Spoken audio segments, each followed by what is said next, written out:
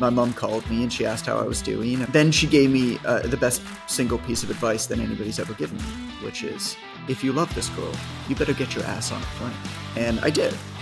And I was in Thailand 2 days later. We found ourselves in this cave, and the internet was so bad that it could barely load a web page.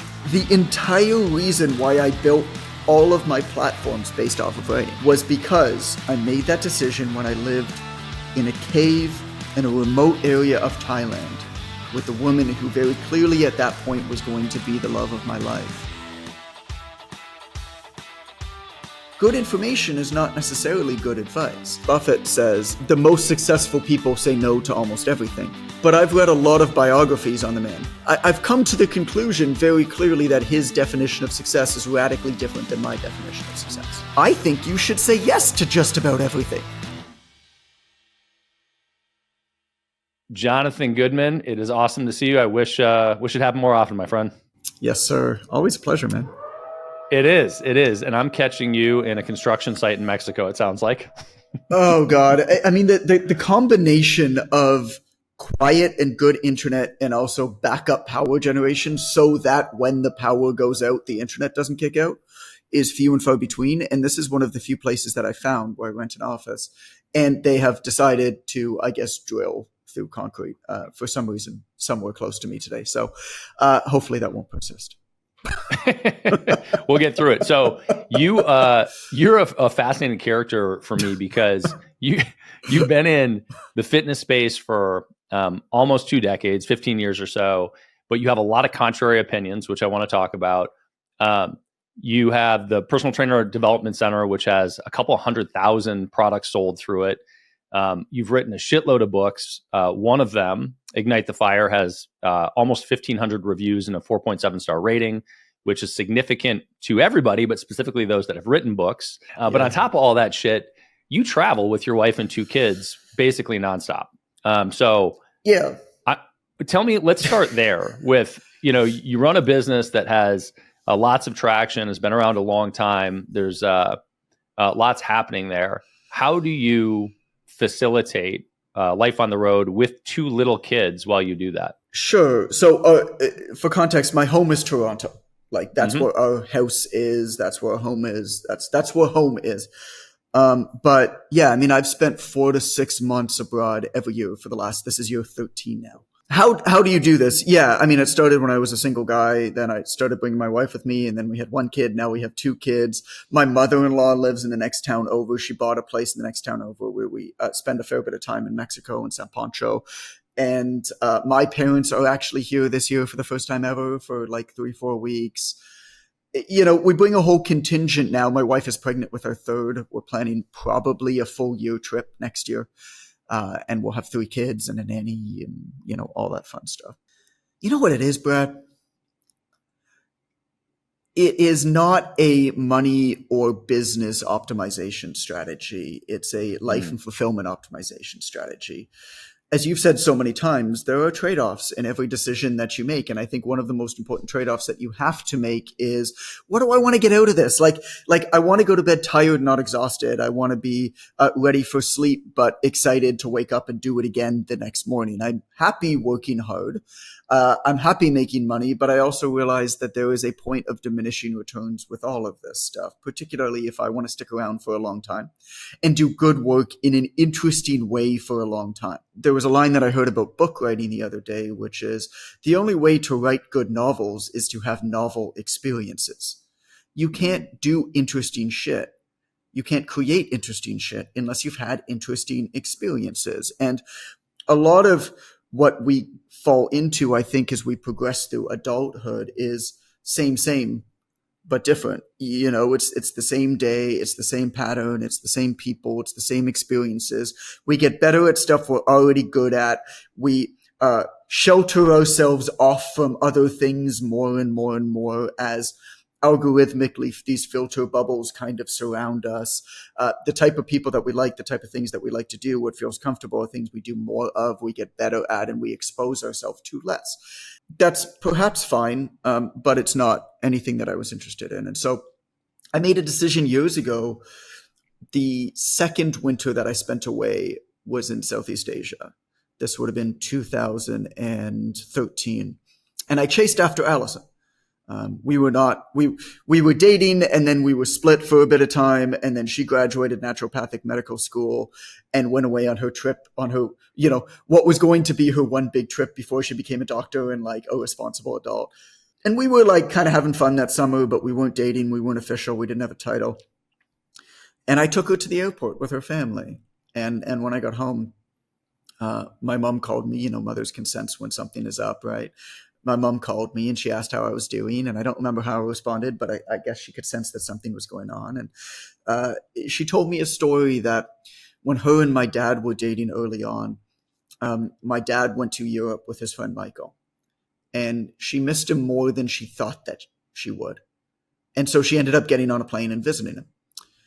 And then she gave me the best single piece of advice that anybody's ever given me, which is, if you love this girl, you better get your ass on a plane. And I did. And I was in Thailand 2 days later. I was writing a book at that time, and no shit, Brad, I had a suitcase of books that I checked and dragged around Southeast Asia for 4 months that year, because all of my notes were in these books. That was my research. I wasn't planning on going. But we found ourselves in this cave that we were living in, a literal cave, like bats would fly in overnight, in this area of Koh Phangan called Had Yuan. It's only accessible by boat. And the internet was so bad that it could barely load a web page, let alone upload audio and video. This is 2013. I had self-published a book already at this point. I'd had a website that was starting to pick up, like a blog that was starting to pick up. I saw the writing on the wall. I saw audio and video mediums were coming in. I probably could have gotten ahead of it. But I was like, I kind of like being able to live in caves on remote islands in Thailand. And I kind of think that I want to be able to do this. And so at that moment, I made a decision to build my platform based off of writing. You want to know why? Please tell me. It took less bandwidth. Literally. Because you mean I like knew internet bandwidth? Internet bandwidth. Internet bandwidth. The entire reason why I built all of my platforms based off of writing was because I made that decision when I lived in a cave in a remote area of Thailand with a woman who very clearly at that point was going to be the love of my life. And I knew that I wanted to continue living for the foreseeable future in weird places like caves on remote islands and remote areas of islands in Thailand. And the only way that I was going to be able to do that was going to be able to build a business that did not require high quality internet. And that was a trade-off. If I chose to do audio and video back then, my business and my brand would probably be bigger than it is right now. Well, that's not fair. If everybody chose that in 2013, their brands would be bigger. I mean, it was clear that video was going to be a thing. I think it just wasn't clear how big of a thing, maybe it should have been. Maybe it should have been, but if you were working, not a lot of people were actively working and building platforms. Like I was a quote unquote creator. By 2013, I was spending upwards of $1 million a year on content, on free content. Not many people were doing that back then. No. Some were, don't get me wrong, but not many people were in it to that extent. It was there, but it was still kind of under the surface, I guess. No question about it. Well, I think that in most, first of all, I love the love story. That's awesome. Second, I love how it informed business and became a criteria of business. I have a few different questions around that. One is tactical and how you actually produce when you're on the road. But before we get there, this idea of forming a business based on criteria that's relevant to the life that you want to live. One of the things that I see young entrepreneurs struggle with is picking a direction and running with it. And I think there's sort of a divergent path or a divergent school, two divergent schools of thought, which are make sure that you thoroughly plan out where you're going and have sort of a vision and a structure and a path. And then the other is just fucking do something. Yeah. what do you think a 20-year-old should do? A 20-year-old? Mm-hmm. Explore obsessing over one thing at a time and see how it feels. It's interesting because I'm asked this type of question a lot, particularly because it's covered in my next book a fair bit, but I'm not asked it in context of somebody who's 20, so I'm going to answer it a little bit differently. I'm often asked in context of somebody who's had a little bit of success already, either in an entrepreneurial venture or as an employee of another organization. But so somebody who's, call it early 30s. And the advice that I give to them is pick 2 weeks. If you're 20, I would say pick 1 to 3 months at a time, simply because you have more time and you can use that time to get a little bit, perhaps better data. When you're 30, you just don't have as much time. So you have to put through this filter and make decisions quicker and run your testing cycles. And so here's the process that I generally recommend, and the process that I go through too. Whenever I'm trying to figure out like what's next, this question of like, oh, what's next? What do I do? Because my belief is that if I choose to do something, that is going to be my thing for a minimum of 3 to 5 years. A minimum of 3 to 5 years. Like I built a software platform and I was like, this has to be something that is going to be a central tenet of what I'm doing for the next 3 to 5 years, or I'm not doing it. It doesn't mean that it's not a good opportunity, right? And so in doing that, what I like to tell people is write down on a piece of paper all of the things you feel like you want to do. Okay. I want to sell Cutco knives, door to door.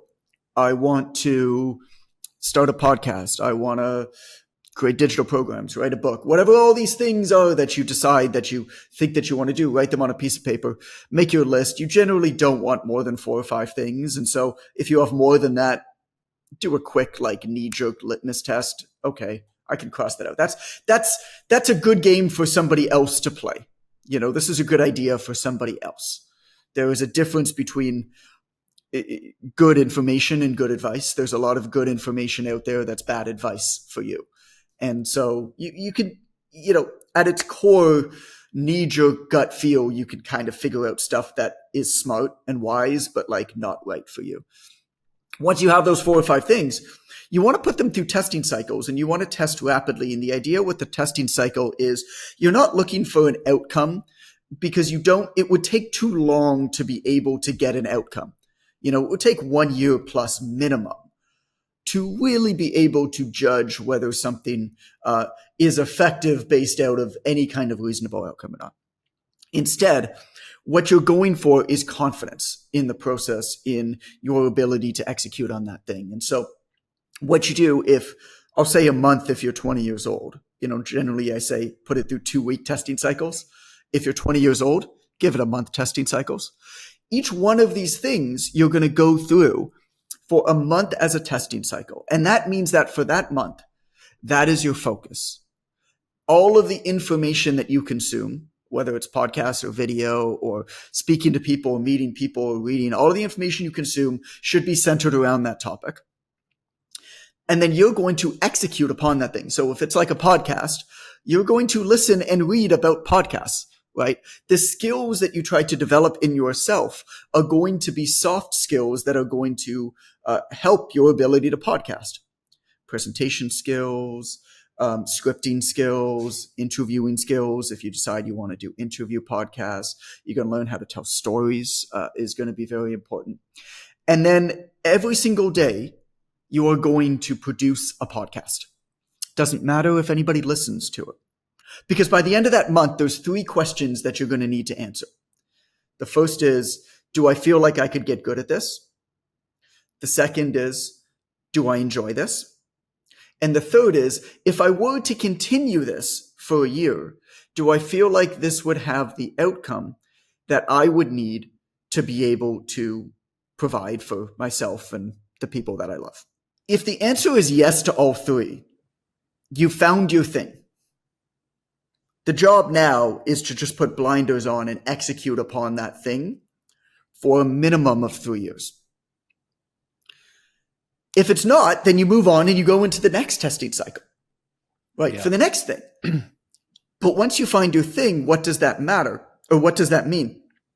Once you find your thing, you have to develop yourself and your odds of success to succeed at that thing in every aspect of it. And this is the part that I think most people miss, that you're going to get inside and out, because you and I know each other and we're in these business communities, and we understand that clearly just knowing a lot about merchant accounts is not going to be enough to grow a merchant account company. Right? That's true. There are so many other aspects of it that are important. So let's say that I decide my thing is going to be YouTube, for example, just to pick an example off the top of my head. Okay, I'm going to need to develop the soft skills to dominate at that. Well, I'm going to probably sign up for an improv comedy troupe, and I'm going to learn how to act. I'm going to learn how to be a better entertainer. I'm going to learn comedy. Right? There are soft skills associated with whatever you're doing. Then there's technical skills. Then there's technical know-how. Okay, how does the YouTube algorithm work? What's best practices for testing things like thumbnails? Watch time is really important. How can I judge that? What are best practices for optimizing watch time, for hooking somebody at the beginning? All of these technical attributes, know-how, right? And then, of course, video production, microphones, cameras, lightings, blah, blah, blah, blah, blah. Okay. Then you've got network. Well, what are you going to do? You're going to become the center of the network. You're going to lift other people up, because what happens when we lift others up? Well, we get lifted up even higher. I mean, this is just how the world works. And so create a up-and-comers group of local YouTubers. And meet every so often to share tips, whether it's remote or whether it's in person, and then invite more established YouTubers to present to your up-and-coming group. Okay, so that's your network, the events that you attend. And then the last one is probably the most important. How do you convert? How do you make money from this thing? Right? Are you going to go on pure views and like YouTube ad revenue? Maybe. Okay, how does that work? What's realistic? How much are you going to make per whatever 1,000 views? How much do you need, right, to support your family? Or better yet, how do you convert people off of that platform to become customers? How you do this with any type of, whether it's a media, whether it's door-to-door sales, whether it's cold calls, whatever it is, it's going to be very, very different. And so when you obsess about a thing, you have to obsess about all of the elements of that thing, because your goal in whatever the thing is that you choose to do is not just to be good at it. It's to become great at it. It's to become truly world-class at that thing. And that means that you have to become world-class at all of the elements that makes people world-class. Your value is not in industry-specific expertise, but in range, but in all the aspects of the thing. Yeah, I mean, so a lot of things there that I think are great. One is the sort of the notion of the testing cycle. And that, I think, when you're exploring industries, your point was, if you're 20, you've got to do some exploring. Sure. And I would say that, yeah, right, sure. And I think through a lot of life, you don't know. And back to those divergent schools of thought, my path has been, I don't know what my fucking life mission is. What I know is, while I figure that out, I'm still going to crank some shit out and create a good life. Right. Yeah. And it's a means to an end, or it's a means to the next chapter. Is another way to say that, right? Yeah. And so, to your point, for me, as I went down the path of creating Easy Pay Direct and building a merchant services company, it's not that I wake up and think merchant services are the most empowering, uplifting thing that would ever create a great human out of me. It is a medium to learn and develop myself as a business person and create a good opportunity for the staff and a good product and experience for everybody that we interact with. But those skill sets that have been developed through that course can be applied to lots of other things. And I think that the cycle of looking at 2 weeks or a month to test something, I would strongly encourage people to do that, not only from a business perspective, but from a personal interest perspective as well. Right. So, if you've been interested in making pottery or race car driving or running, right? Whatever it is, have a dedicated effort to think, maybe I'll just, for the next 30 days, this is all I'm going to do and think about. My spare time is going to race car driving. But in addition, you gave some bullet points around kind of thinking through how to assess that and what are the other elements that might come into play when you're thinking about it. It's startling to me, and I want to talk about it in application to your business, but it's startling to me how often you get involved in a thing that you had no knowledge of to find out how different it is than what you thought it was. Like what skill sets, what engagement, what it actually demands that you just didn't even occur to you. Say, this activity also means that you're really good over here. Oddly found myself at lunch with Lance Armstrong a few weeks ago. Super. He's in Austin, so it kind of makes sense, but super strange. It was me and him and two other people. And I told him, which everybody in the group gave me weird eyes when I did this, but I was like, I always thought cycling was just boring as shit. And somebody next to me like kind of elbowed me and was like, what the fuck? You're talking to the best cyclist ever of all time. Right. He's probably spent 100,000 hours on a bike. Easily, right? And I was like, I just always thought it was boring as shit until I started doing it. And what I didn't realize was all of these other things that are actually engaged. First of all, how crazy difficult it is to go for long periods of time. Yes. Also, what it does with strength. My God. Strength that it requires.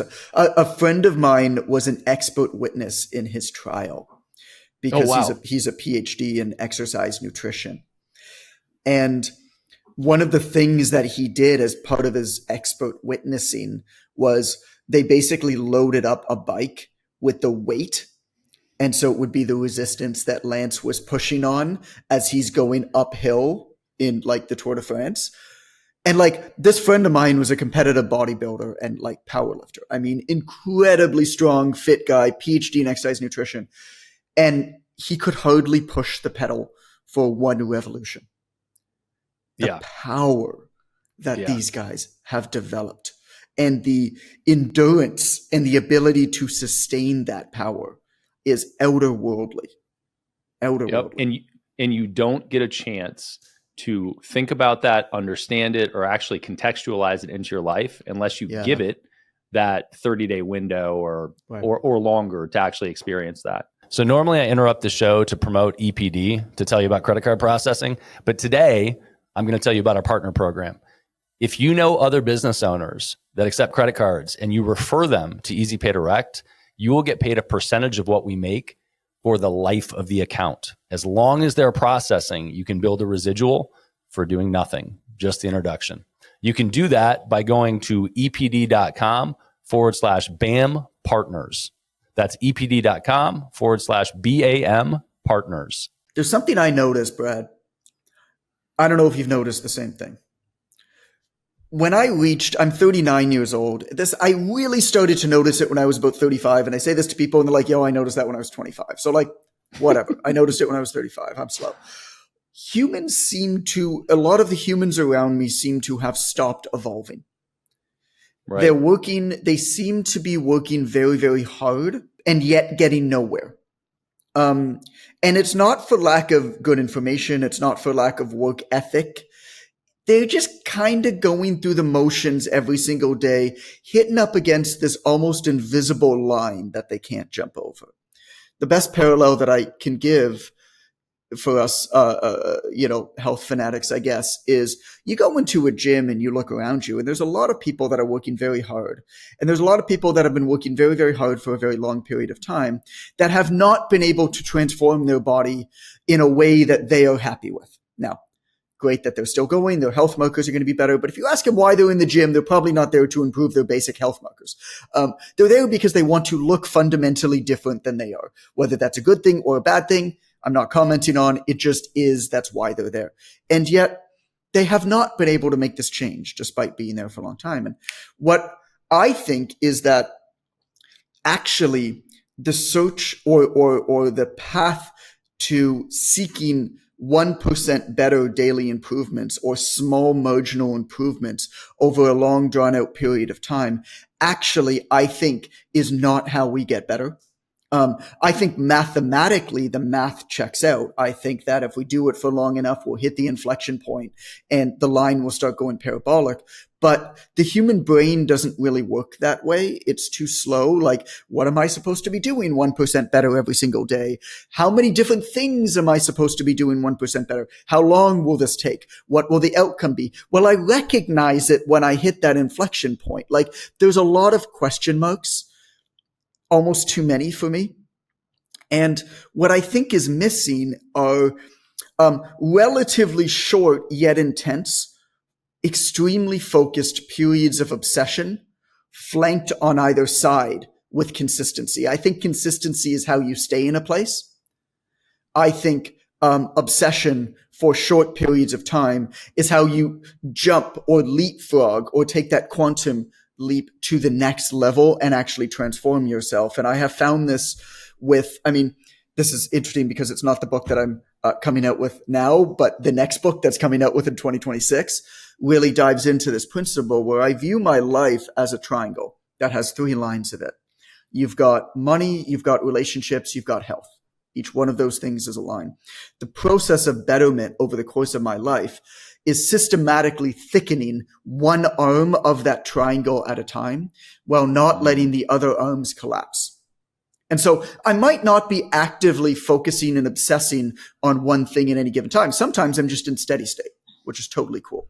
Other times I'm in a period of like 8 to 12 weeks where it's like, all right, this period right now is obsessing about my fitness and my health because I know that if I obsess over it, hire a trainer for 4 days a week, measure my food, sleep better, right? Focus on my sleep. That's not something that financially or temporally I can sustain forever.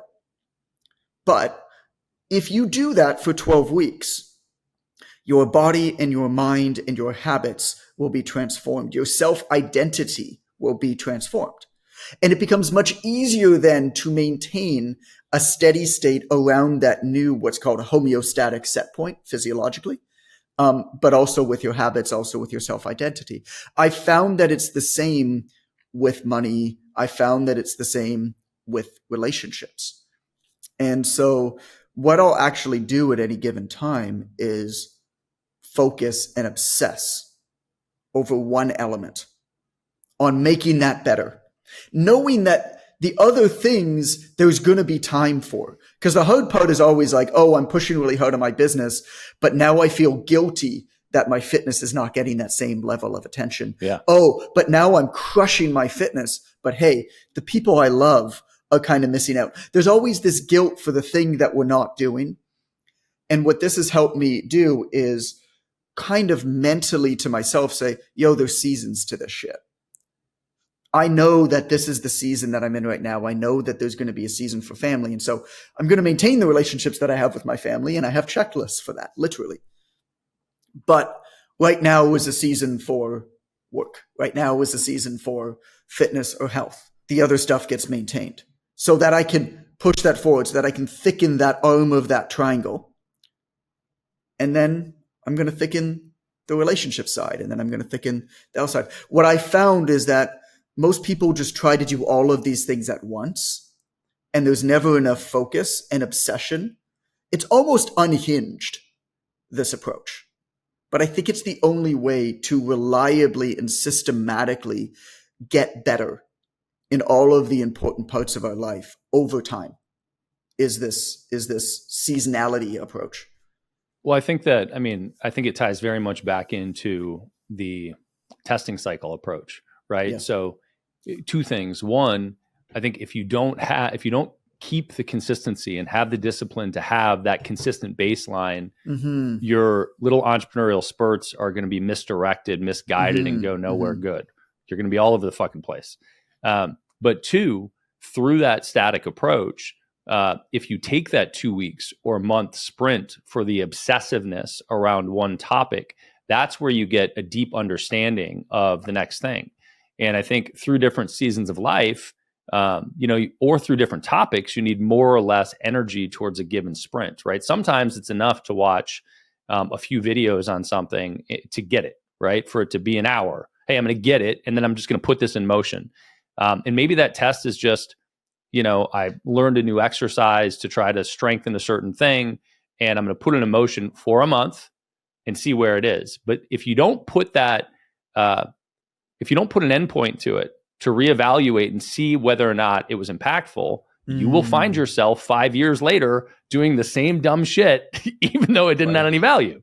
And then it's just taking up time. The spotlight, there's a few things here, right? Like the spotlight effect, whatever you're shining a spotlight on is what you focus on. But then there's Goodhart's law. Have you ever heard Goodhart's law? It's one of my favorites. It states that when the measure becomes the goal, it ceases to be a good measure. I love that pertaining to things like superficial engagement metrics on social media, for example, follower counts. When those measures become the goal, they cease to be good measures. They are instrumental goals, not final goals. They are perhaps, depending on wherever we want to go, they're an indication that we're going in the right direction. Sometimes, not always, but they're certainly not the goal. And there's almost too much focus on them.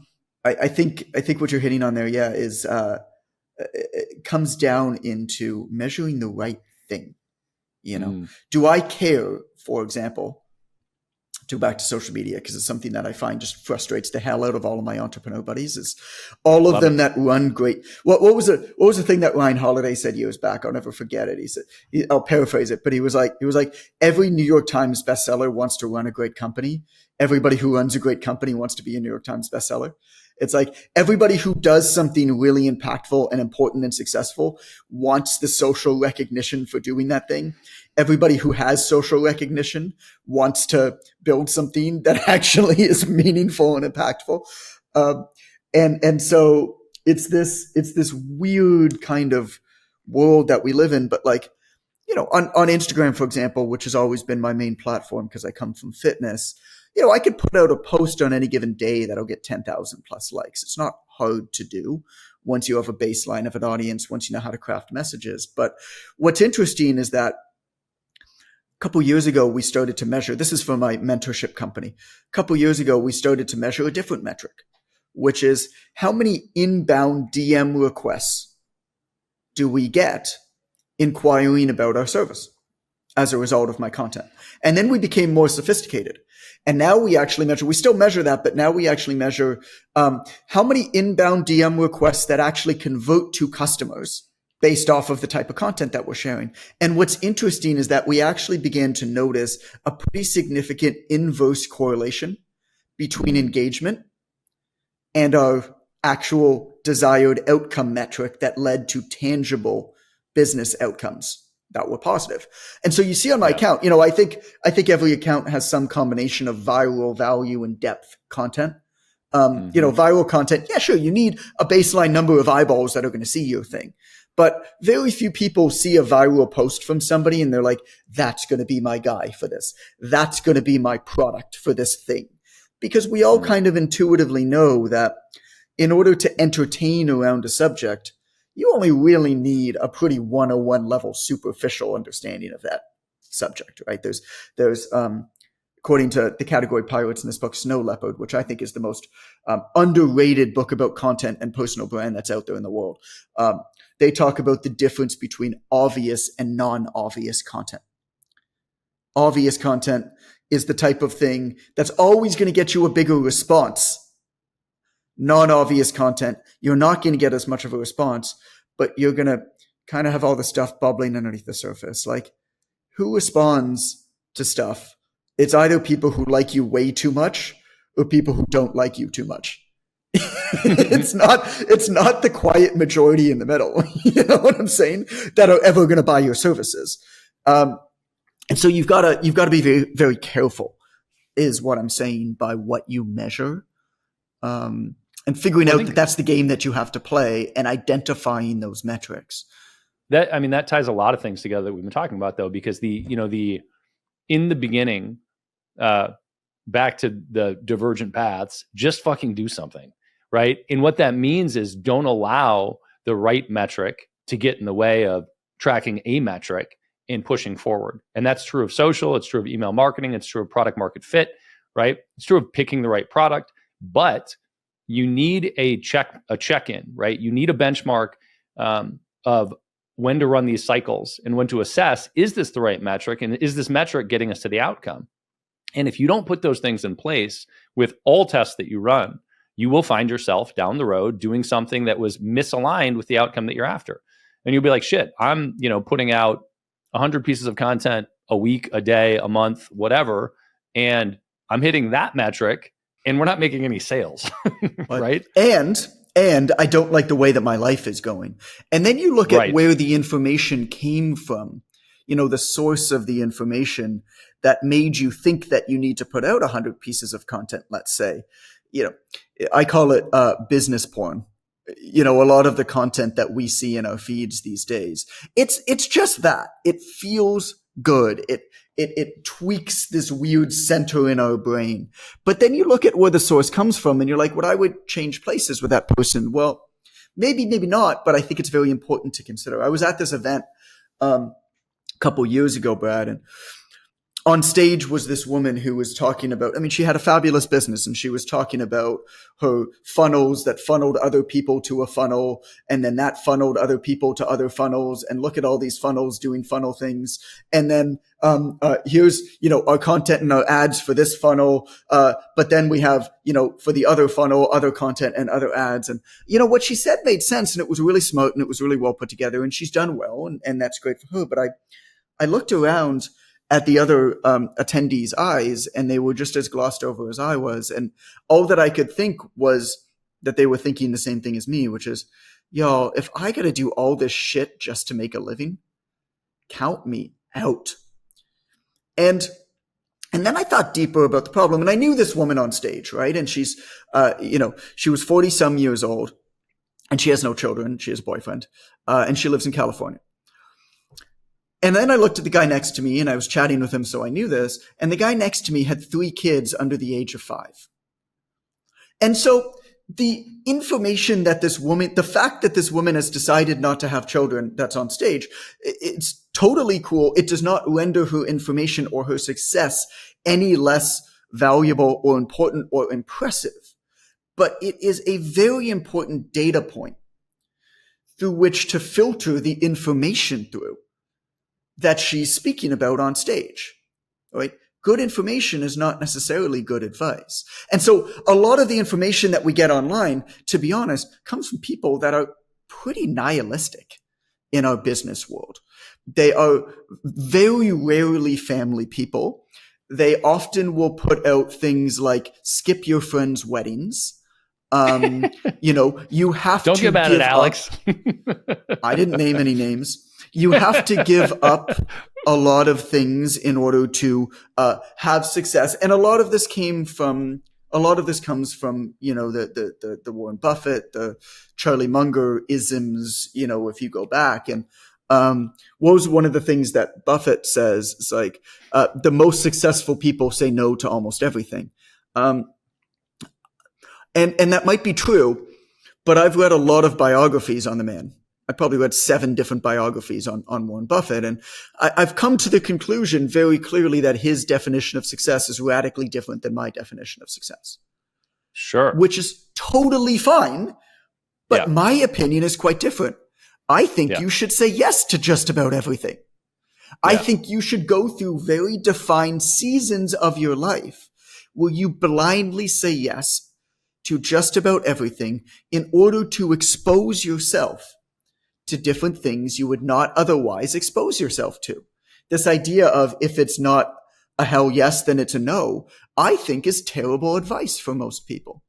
It's terrible advice for me because it's always going to be a hell no if it's uncomfortable. It's always going to be a hell no if it's different. That does not mean that it's not important. That does not mean that it's valuable. It might mean that it's just existing in a blind spot or outside of the patterns that I'm already in my life. And if you are in a new place, for example, physically or metaphorically, or you left a place and then changed because you went through an evolution, and then you return back to that place and you have to learn how to exist in your previous world as a new transformed person. You have to figure out a way to explore it differently. If you're in a rut, if you're feeling burned out, if you're feeling broken down or bored out by the day-to-day of your existence, you have to figure out a way to expose yourself to new people and new things and new ideas and new patterns and new experiences. You're never going to do that using the, if it's not a hell yes, it's a no heuristic. Yeah. Well, so I hate you because I have like 8,000 places I want to go with this. And I'll recap and I'll give you some thoughts, but definitely look, I have a number of friends, but thankfully, but one in particular, I have one friend. No, you're like my father. I have one like friend. My father. He's only friends with my mom. Aristotle's got a ladder of friendship, right? You've got your true friends. Then you've got your acquaintances, people who you cross paths with, people who you exist in communities in, or you share hobbies with. Then you've got your deal friends, your hobby, your people that you are colleagues with. Like you and I are deal friends. Yep. We like each other. We always enjoy each other's company. But that's what the relationship is. None of them are good or bad. But what the studies show very, very clearly is that the quality of life improvements through friendship really actually begin to taper off very significantly after you have one spouse and one true friend. You actually don't really need more than that. So I have one true friend. Well, I look at sort of inner circle, so very close friends, acquaintances, and then close acquaintances. Those are kind of my buckets that I think about. Well, and then you've got parasocial friends, which is a whole different beast today. But to my point, I've got a friend that's a very close friend who is in the extremely wealthy category, and he's 10 years older than me, and routinely I see him doing things, and I 100% should not be following his lead.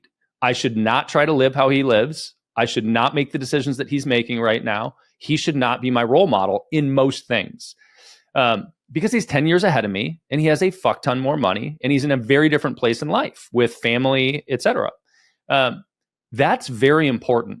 And I hope it illustrates the point that you were making, which is you need to listen to the source. I'm really interested in that, but I'm having trouble how he's living, tangibly understand it. What's an example of something that he focuses on that's perfectly reasonable for him to focus on, that is not something that you feel like you should be obsessing over at this time? Well, look, I'll give you a couple. His criteria for financial investments necessarily should be totally different than mine. Because his risk tolerance at this point, if he's worth, many hundreds of millions of dollars, should necessarily be different. When he throws $1 million at something, his criteria should be different than mine, right? Also, if he wants to, take a trip to London on the fly on a Wednesday night and come back on Friday, because he is 10 years my senior and has a different type of business that runs differently without him, I have a different filter I should put that through. He's also got adult kids at this point. So his criteria for sort of how he lives socially and where his focal point is going to be different than mine, right? Yeah. But all of this, that's what we spoke about. That's why I'm not there with you physically right now. One of the main reasons is, I was going to be in Austin, right, for this, but I have 2 young kids, 7 and 2, and then my wife is pregnant with our next. And the filter, there are so many expiring moments that pass by so quickly when kids are this age, that even being gone for a week, you come back and you're like, how did you change? I missed that period of my life when you were slurring those types of phrases. Sure. That's a lot to miss. So adult kids, I think, is actually a understated huge deal in life. It's different phase of life.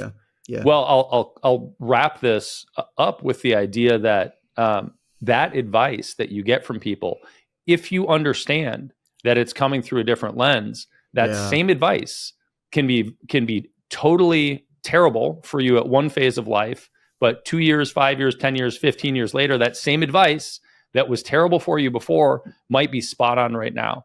And so some of these things, and also that's even assuming that you have the same outcomes that you're after through these phases. But through these phases, you also might just be driving towards a different goal. So, one entrepreneur is trying to optimize for profitability. One is trying to optimize for scale. One is trying to optimize for lifestyle. So be careful where you get the advice from. And I take it all with a grain of salt, I think. Oh, totally. I think what you said about the 3 different goals in business is so pointed and so understated. That to me defines the game that you're playing. Yeah. And the activities. And the activities and the moves that you make and the people you compare yourself to, and the advice that you take. And it's not that one game is worse or better than the others, but they have different rules of engagement, time horizons, odds of success, reward mechanisms. They have different trade-offs. And once you understand, once you are able to rationalize and verbalize to yourself the game that you're playing, you begin then to exist within the rules of that game and can optimize that game. But if you've never done that, holy shit, man, it's hard. So I'd love for you to repeat that because I think that's so important. Well, I'll give you an example with it too. But I said the optimization, and there are many different things you could optimize for, but one would be lifestyle, which you've done a great job of. Another would be profitability, which I spend a lot of time on. A third would be scale. And scale, the example here is venture capitalists or funded companies are purely focused on scale to the detriment of all else. And there's lots of reasons for this, but when somebody dumps money in, you typically run negative for a long time, and you have a run rate or a burn rate, which is how much money am I spending and when is it going to be all over? When will I have spent all of the money and need to raise more? How much can I get out of this, before it's all over, kind of? How much can I scale before I have to raise more money, right? Is basically the idea. And if you can prove that you're scaling quickly, you can raise more money. But that outcome necessarily means that you're not aiming for profitability, which means that your day-to-day activity is going to be different than the entrepreneur who is looking at just getting to be profitable and just making sure that their decisions are more calculated and not just throwing a bunch of money at the wall to test it. I absolutely love it. And I think that is an aspect not spoken about enough, for sure. Because I have found, you can tell me whether you agree with this or not from your experience, but also with, experiences of people that you've spoken to. I found that you can build reliably a business that is, call it 30 to 50% profitable, that generates $1 to $3 million a year in revenue. Systematically, reliably, without a tremendous amount of risk or trade-offs. So long as you appreciate that there's going to be an upper limit, most likely, on that business model at 3 to 5 million or so. And so what I've decided is that I actually love that. It's simple. I can put a core operator in charge. There's no stress. The profitability of my company is actually closer to about 65%, but you can keep that profitability really high. And then, one of the businesses is a bit above that high limit. But the other ones, what I've been able to do over time and appreciating that is say, actually, the goal is not to build this one company really, really huge. Instead, it's actually, every few years, 5 years or so, let's see if we can add in perhaps one more congruent complementary company, business that adds into this, right? And so, I'm at 3, and I'll be at this point for another couple years. And then maybe if I have another good idea, I'll add another one. I don't need to, but the point is that I have never looked at these things as something that could get to be 8 figures plus, in revenue. And I don't think that there's anything wrong with that, but I think that once you get past a certain point, and I've recognized that point to be about 3 to 5 million, the trade-offs that you have to buy into there's going to be more risk. There's going to be most likely a loss of control, not always, but most likely a loss of control. Maybe outside investment. The profitability is going to be smaller as you scale. All of those things are going to happen. And then it's probably going to require more of your personal time, more of your lifestyle. And that's perfectly fine if you know that you're signing up for that. But you can't, and some people change, right? Like some people start one way and then they change. As long as I think that they consciously do that, that's totally cool. Where I have seen people fall into trouble is they don't, and then they get to those sticking points in business, that we all know at whatever it is, 250,000, 3 million, 10 million. And then they're swayed by outside factors and not making a conscious choice relative to the outcome they're after. Yeah. I think that those benchmarks are good. I think that they're very industry specific, and I think there's a lot of nuance there. But I think that generally speaking, it's a good framework. Jonathan, dude, we gotta go. You told me to stop you at this time, and I hate that I have to do this. I'm regretful that I have to do it already because I didn't ask you any question that I came here to ask you. But I love talking to you. We're friends hang out though. That's right. I like it. That's right. Well, next round we'll have a Topo Chico and maybe put some tequila in it or not. But it'll be in Mexico or Austin or somewhere else. You got to come back out to Sayulita. It's been years since you've been here. Oh, I just randomly ran into you that day. That was bizarre. That was funny. It's bizarre. That's funny. You were at Mary's Tacos, I remember. I was at Mary's Tacos in Sayulita, Mexico, at a different event down the street, and I escaped the event to go surfing.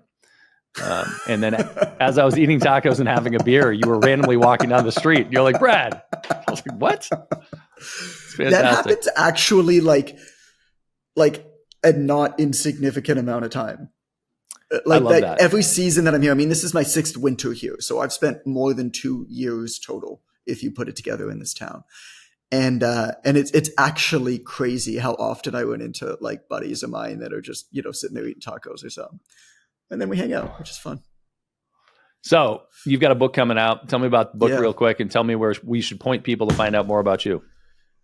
The book is called The Obvious Choice: Timeless Lessons on Success, Profit, and Finding Your Way. You can get the book anywhere, and I would love for you to buy the book. It's published by HarperCollins, so it's available anywhere you get books. It's on Kindle, audio, hardcover. Buy the book. It is, if you appreciated the fact that we went a little bit deeper into these concepts, particularly like what game are you playing, understand the rules of that game, what are some foundational truths and timeless truths about business and about lifestyle and how they intermingle, like you'll really like the book. I think it's very different that way than a lot of conventional, call it business marketing books. It's for entrepreneurs. It's for marketing salespeople within existing organizations. Anybody whose goal is not to be $1 billion unicorn or a full-time influencer. How do you win in business without feeling like you have to win the internet? I guess is the best way to say it. So buy the book. I am on Instagram. I'm on Twitter. I'm at It's Coach Goodman on both. Would love to hear from you. And you can message me anytime there, but also when you buy the book, if you don't love the book, you can also message me and I'll give you back 100% of the money that you spent on the book. So hope you love it. Love it. Well, I've seen all the effort that you put into writing it, and and I think the depth and different approaches to thinking about things are alluring and engaging for me. So appreciate your time, man. Until next time. Sounds good. Talk soon, buddy. Thanks for checking out this episode of Beyond a Million. If you liked the podcast, you should probably click the bell and subscribe, and maybe leave a comment below. That helps other people find us and keeps this flywheel going. And the more people that find us, the better guests that we can get on the show. So if you could take 30 seconds to do those things, it would be amazing.